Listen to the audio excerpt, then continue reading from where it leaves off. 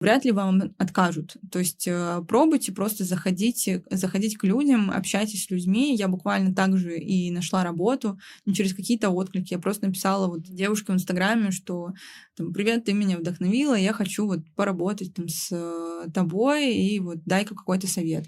И таким образом вот я стала работать в продакшене, из которого я начинала изначально. И если есть вообще любая возможность где-то себя применить, ну, не бойтесь писать людям. Люди в целом отзывчивые, мне кажется. И особенно, если вы предлагаете какую-то помощь, ну, вообще мало кто от помощи отказывается. Ну, мне кажется, вот есть очень плохая привычка сейчас, она как будто распространяется, вот эта позиция, что я ничего не буду делать за бесплатно. Ну, как бы вопрос того, а кому это вообще нужно. То есть, если вы понимаете, что вы получите от этого что-то классное, крутой опыт, там, потенциальные знакомства и так далее, то почему бы и не пойти